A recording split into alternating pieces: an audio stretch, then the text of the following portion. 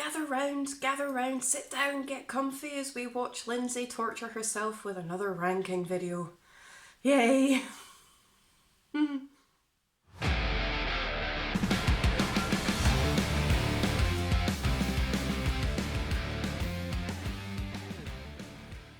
Hello, hi, how you doing? Welcome back to the channel. So today I'm back with another album ranking video, as if I haven't tortured myself enough with the last one.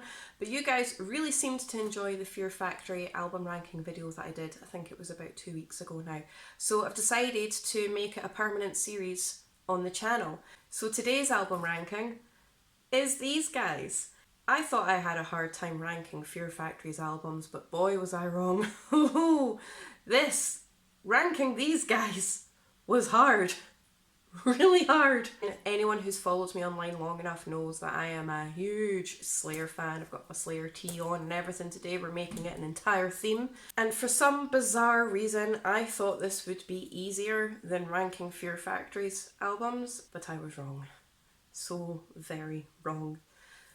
12 studio albums altogether. Again, I am not doing any of the live albums, EPs, compilations, greatest hits, tribute albums, or anything like that. These ranking videos are strictly the studio albums because I have a hard enough time with this as it is. Let's not torture me any more so than I already am. Now, there is a bit of a debate surrounding Slayer, and it's been around for many years now, and I've seen many debates online regarding this, and that is, all Slayer albums sound the same. But do all Slayer albums sound the same? I'll let you know my thoughts on that at the end of the video. So I'm just going to jump in. I'm just going to jump headfirst into this because we've got 12 studio albums to fire through, so let's get cracking. So coming in at number 12, I have Undisputed Attitude, that was released in 1996, and it's their 7th studio album. Now this record is primarily punk or hardcore punk covers. 2 of the tracks in particular were actually written by Jeff Hanneman's 80s side project Pap Smear, and those tracks were Damn and Can't Stand You. The only original new Slayer track that's on this album is Gemini, and that just so happens to be the only track on this record that I'm particularly fond of. I'm going to be honest with you, I am not the biggest punk or hardcore punk fan, and if I do kind of delve into that category, I am ridiculously picky about it. So I'm not saying this is a bad record because I don't think it's a bad record at all. It's just not my particular taste, so that is why it's coming in at number 12. So coming in at number 11, I have Diobas in Musica, which was released in 1998, and I believe that's their 8th studio album. Now, Diobas in Musica is Latin for the devil in the music, because of course it is, and the vast majority of the tracks were actually written by Jeff Hanneman. Now, this record has been cited as the most experimental out of Slayer's discography, and it kind of ventures into kind of like the nu metal, groove metal kind of genre, but it kind of still holds on to that Slayer sound. Now, at the time of writing this record, apparently Hanneman was looking for another record to beat, but there wasn't anything aggressive or angry enough at the time that really impressed him, so he wrote his own. Now, this record in particular did have mixed reviews amongst the fans of Slayer at the time. I know I've ranked it quite low in my list, but I actually do quite enjoy this record. Bitter Peace, Desire, Stain of Mind, Love to Hate, I really, really enjoy these tracks. So coming in at number 11, I have Diobas in Musica. Must work on my Latin. The Scottish accent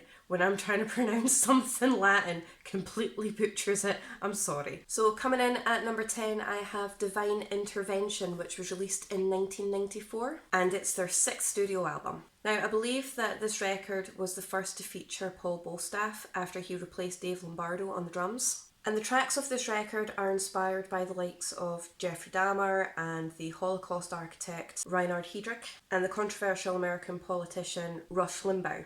So it is a very explicit record. To be honest with you, a lot of Slayer records are quite explicit, but this one in particular is fairly explicit. But there are some cracking tracks off this record. You've got Killing Fields, you have Ditto Head, the title track, Circle of Beliefs. These are my favourite tracks off this album. So number 10, I have Divine Intervention. So coming in at number 9, I have World Painted Blood, which was released in 2009, and it was their 11th studio album. Now, this record is the very last record to feature the original lineup of Slayer because unfortunately Jeff Hanneman passed away a few years later and Dave Lombardo left the band. Now, the cool thing about this record is that it was actually released with 4 different covers each of which, when you placed them together, mapped out the entire world painted in red.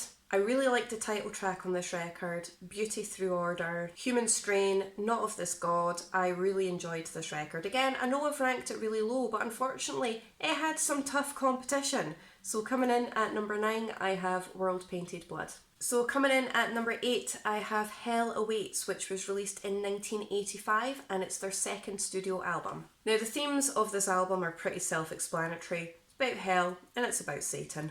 And it features the highly influential title track, which has appeared on numerous tribute albums, and it's been covered by numerous different metal bands as well. This record has some killer tracks on it. So you've got Hell Awaits, Kill Again, At Dawn They Sleep, Praise of Death. It was a really, really strong second album. So coming in at number 8, I have Hell Awaits.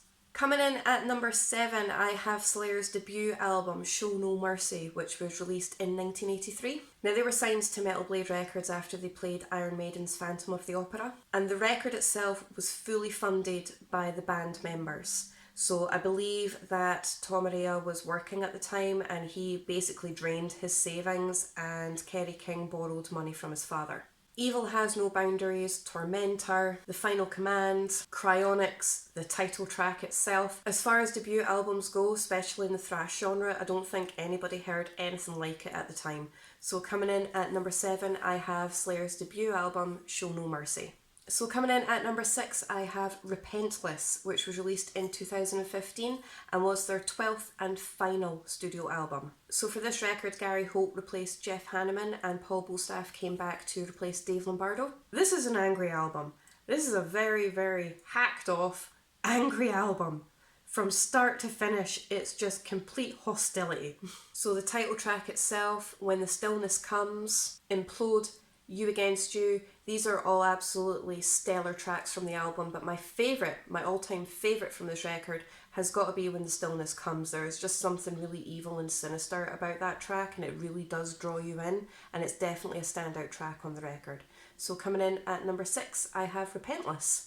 So coming in at number 5, I have God Hates Us All, which was released in 2001 and was their 9th studio album. Now this record did follow the same pattern as Diobas and Musica, where it was kind of like cited and classed as a nu metal, groove metal kind of record. I actually really like the majority of the tracks on this album, and fun fact, this was the very first Slayer album I ever bought with my own money, and it features 2 of my favourite Slayer tracks, which is Disciple, because of course, and Bloodline.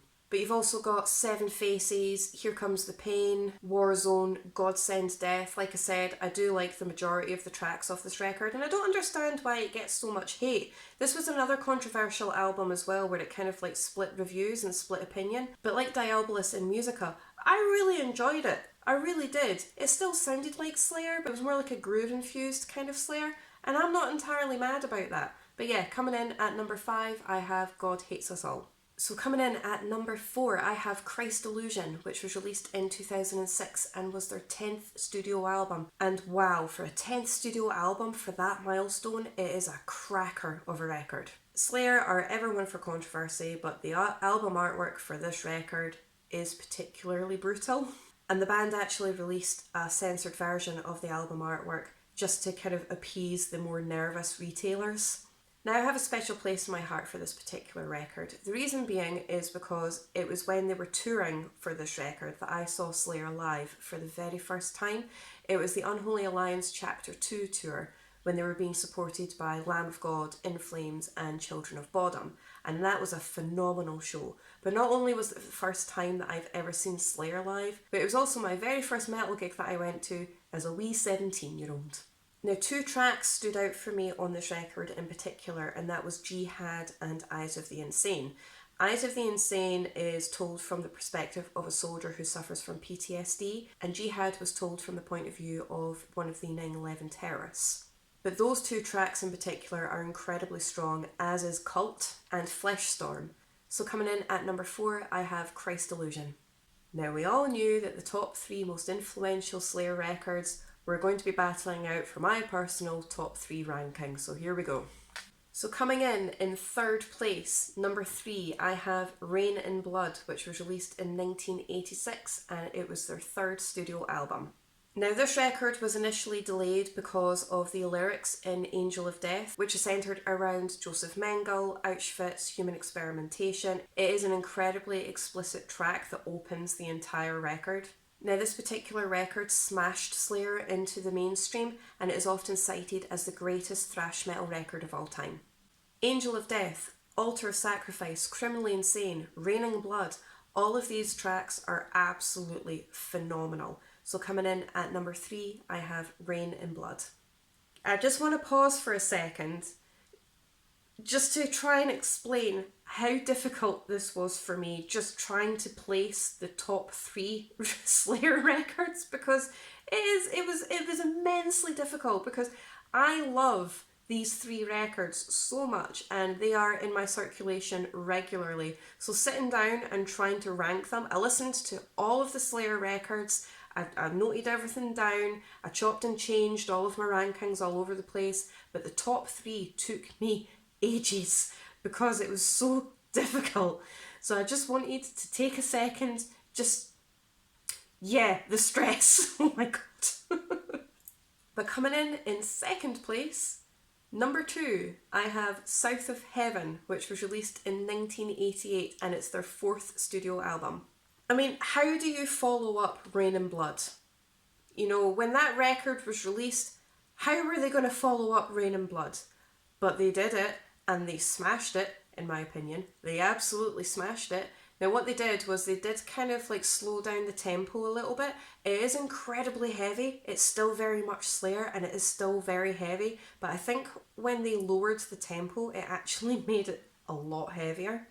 This record features a cover of Judas Priest's Dissident Aggressor, and I pretty much adore the entire track listing of this record. From start to finish, I absolutely adore every single song, so I could just rattle off the entire track listing of this record. You've got South of Heaven, you've got Behind the Crooked Cross, Mandatory Suicide. All of these tracks are absolutely phenomenal, but I'm not going to rattle off the entire track listing because, like I said, I do love it from beginning to end. But coming in at number 2, I have South of Heaven. So coming in at first place, number 1, I have Seasons in the Abyss, which was released in 1990, and it's their 5th studio album. Now, this album is the last album to feature the original Slayer lineup until Dave Lombardo returned for 2006 Christ Illusion.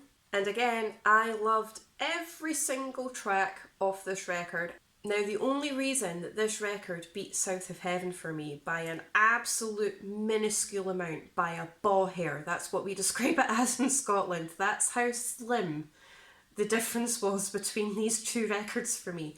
But the only reason Seasons in the Abyss beat South of Heaven for me is because the title track, Seasons in the Abyss, is my favourite Slayer track of all time. War Ensemble, Expendable Youth, Dead Skin Mask, Skeletons of Society, every single track off this record is absolutely stellar. But coming in at number 1, I have Seasons in the Abyss. Now, do all Slayer albums sound the same? Are all of their records just a carbon copy of the one before? I'm going to go with no. There are a lot of similarities, absolutely, and Slayer have a very distinct sound, and they discovered their sound and they stuck with it, with a little bit of experimentation here and there with the likes of Diobas and Musica and God Hates Us All, but overall they haven't deviated away from their core sound. But I wouldn't necessarily say that each of their records sounds like the one before. You know, their records don't sound the same. Yes, they have a core sound. Yes, they have a similar sound, and it is a very distinct Slayer sound. But I wouldn't say their records all sound the same. No. I mean, Raining Blood sounds completely different from Hell Awaits, for example. Repentless sounds completely different from Angel of Death. You know, I honestly don't think their albums sound the same. It's very distinctive Slayer sound, yes, absolutely. But do they sound the same? No, I wouldn't think so. So that's it. That's my Slayer album ranking video for the week. If you can comment down below to let me know what your ranking is and what your opinion is over whether Slayer records all sound the same. If you could like, share, subscribe, I really do appreciate your support. Thank you so much, and I'll see you in my next video.